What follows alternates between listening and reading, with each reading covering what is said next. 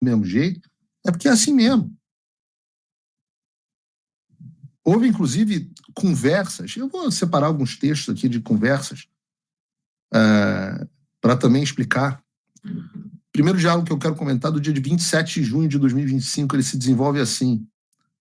O Eduardo Bolsonaro mandando mensagem: posso compartilhar? Risinho. Aí o pai responde: não. Daí vem uma conversa, aí o pai vira assim: esqueça qualquer crítica ao Gilmar.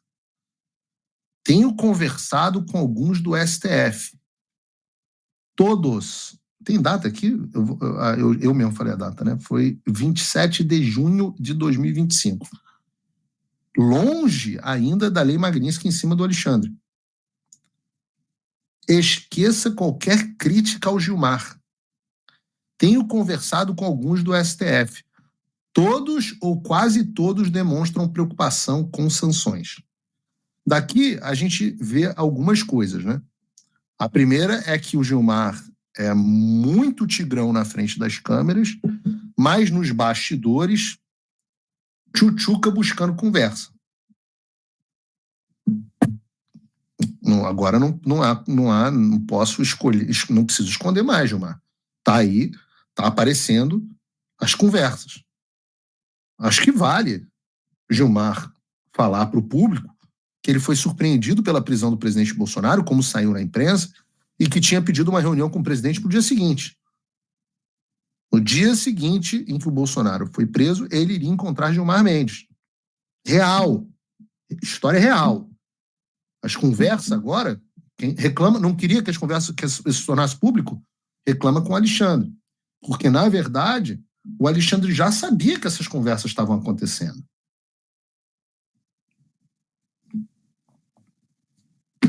Estou falando aqui de antes de Magnitsky, hein? Algum tempo depois, no dia 7 de julho de 2025, o Eduardo encaminhou algumas mensagens ao Jair Bolsonaro falando sobre o pronunciamento que o Trump havia feito em defesa do Jair, que tinha acabado de acontecer, e também sobre a anistia. E o Eduardo disse assim: Eduardo Bolsonaro, Trump sobre o Bolsonaro, estarei observando a caça às bruxas de Jair Bolsonaro e suas famílias e milhares de apoiadores de perto. Aí o Eduardo diz assim: se a anistia light passar, a última ajuda da vida do Trump dos Estados Unidos terá sido o post do Trump. Eles não vão mais ajudar. Temos que... Aí esse ponto é um ponto muito importante. Temos que decidir entre ajudar o Brasil, brecando o Supremo Tribunal Federal e resgatando a democracia, ou enviar o pessoal que teve num protesto que evoluiu para uma baderna para casa num semiaberto. E isso sem falar que o STF pode decretar essa intervenção do Congresso no regimento interno da Corte, o duplo grau de jurisdição interno, como inconstitucional, pois violaria a separação dos poderes. Nesse cenário, você não teria mais amparo dos Estados Unidos, que conseguimos as duras penas aqui, bem como estaria igualmente condenado final de agosto, que é onde estamos agora. O julgamento, vejam que o Eduardo está falando isso em junho, o julgamento é em setembro.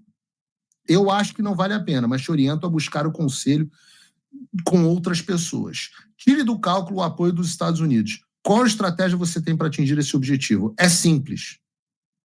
O que está acontecendo aqui? Ninguém entendeu isso. O próprio Estadão publicou uma matéria absolutamente criminosa sobre esse assunto.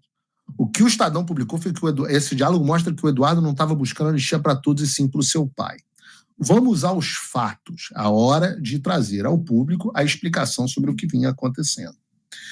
Neste momento, o Congresso ainda não tinha ido para o recesso e todas as semanas vinha a promessa isso que ele está chamando de anistia light, de botar para ser votada a gente chamava internamente de anistia de pau mole.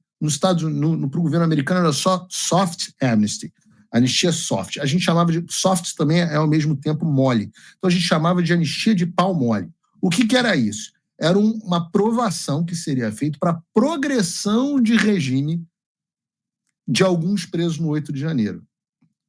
Progressão de regime.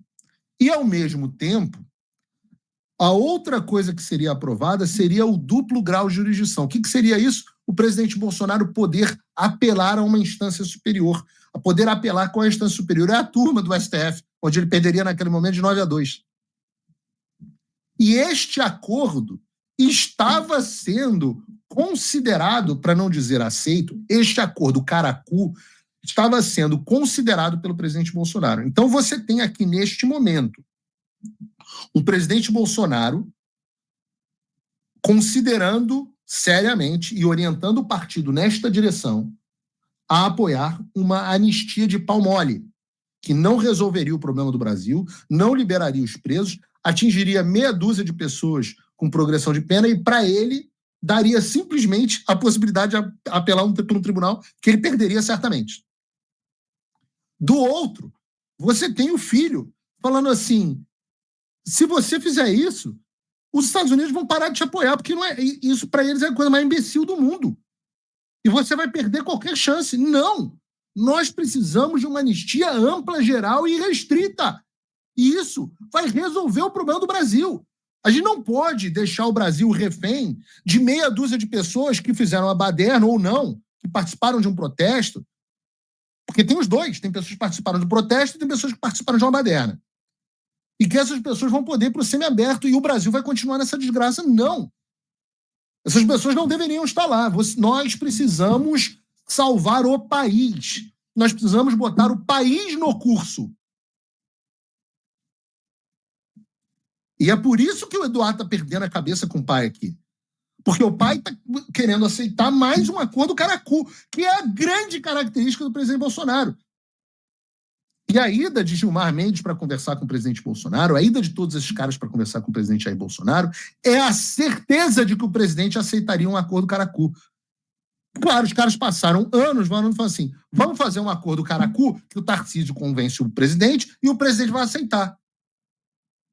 Só que neste momento está claro que do lado de cá não vai funcionar mais isso. E é isso que o Eduardo está falando. Então não é que o Eduardo está dizendo, não, só queria uma anistia para o pai.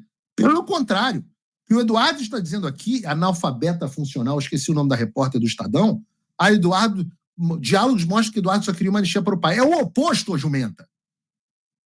O que está dizendo esse diálogo é que o Eduardo Bolsonaro queria uma anistia ampla, queria não, quer. É a posição que nós temos aqui dos Estados Unidos e é a posição que nós vamos manter até a última consequência.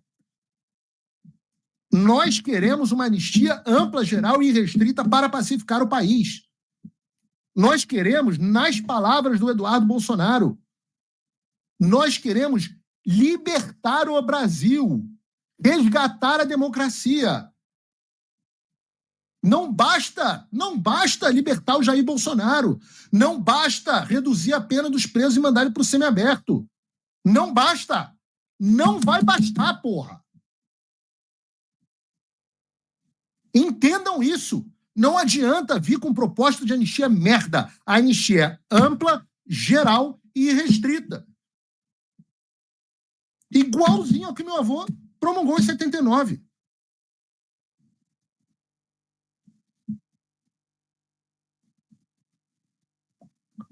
Custa entender isso? É difícil? E é por isso que a gente briga com as pessoas.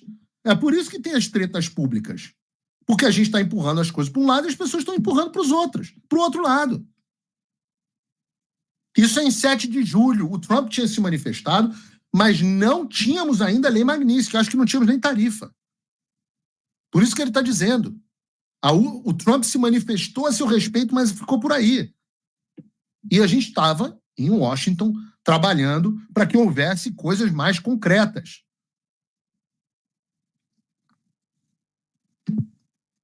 Eduardo continua. Amanhã eu vou acordar de olho nas redes do Trump, torcendo para que amanhã ele já traga novidades sobre novas ações. Claro, nós estávamos ali na iminência das tarifas serem anunciadas. Que, lembrando, eu sempre disse publicamente, a decisão das tarifas foi do presidente Trump, mas nós sabíamos, tinha agendado a reunião com o presidente Trump. A reunião aconteceu no dia 4 de julho.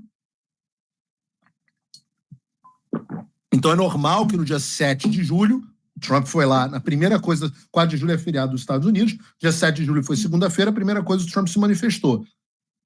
Se eu não me engano, no dia 10 de julho vem as tarifas. Dia 9 ou 10 de julho. Aliás, dias depois, dia 9 de julho, o Eduardo conversa com Jair sobre a nota que seria publicada em seu nome. Lembra? Dia 7 o Trump fala, dia 9 o presidente Bolsonaro ainda não tinha manifestado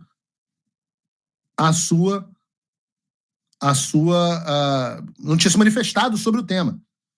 Porque os pau-mole estavam lá para o presidente. Não, temos que pegar leve. Eu vou ler a nota, e eu tenho muito orgulho dessa nota, porque eu acho que o tom dela é absolutamente perfeito. Ela diz o seguinte: nota do ex-presidente Jair Bolsonaro. Recebi com senso de responsabilidade a notícia da carta enviada pelo presidente Donald Trump ao governo brasileiro, comunicando a criação da chamada tarifa Moraes. Então isso foi no dia da comunicação da tarifa Moraes. Mas já depois da comunicação do presidente Trump. A medida é resultado de... Olha que perfeição. Chamada tarifa Moraes. Primeira frase da manifestação do presidente Bolsonaro, ele já está dando o nome que ele quer que a imprensa chame. A medida é o resultado direto do afastamento do Brasil dos seus compromissos históricos com a liberdade, o Estado de Direito e os valores que sempre sustentaram nossa relação com o mundo livre. Isso jamais teria acontecido sob meu governo. Alguém falou de economia aqui? Não. O resultado é o afastamento do Brasil com os compromissos históricos de liberdade e Estado de Direito. Aí ele vai. Essa caça às bruxas, termo usado pelo próprio presidente Trump, e isso ele manteve na nota dele, não é apenas contra mim. É contra milhões de brasileiros que lutam por liberdade e se recusam a viver sob a sombra do autoritarismo. O que eu tenho pedido no Paulo Figueiredo Show há séculos? Que o presidente pare de dizer essa é uma perseguição contra mim. E diga essa é uma perseguição contra você. Eu só estou no caminho das pessoas.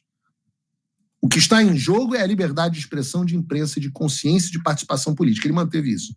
Conheço a firmeza e coragem de Donald Trump na defesa desses princípios e ele já demonstrou mais uma vez que não recua diante de tiranos. Olha que nota perfeita. O Brasil caminha rapidamente para o isolamento e a vergonha internacional. A escalada de abusos, censura e perseguição política precisa parar. O alerta foi dado e não há mais espaço para cinismo ou omissão. Aí, a parte que eu pedi para colocar. Peço ao Congresso... Olha o plano sendo colocado em prática lá atrás, a despeito do presidente Bolsonaro. A despeito. Porque ele não seguiu essa nota na íntegra. Ele tirou a tarifa Moraes e tirou essa parte. Peço ao Congresso Nacional que haja com urgência aprovando uma anistia ampla, geral e restrita, como primeiro passo para resgatar a normalidade institucional. Ainda é possível corrigir o rumo, mas o tempo está acabando. Aí o Eduardo vira e fala assim, me dá o ok para eu enviar para a imprensa. Nunca veio. Nunca veio. Eu estava em viagem, fiz essa nota em viagem com a minha família num cruzeiro.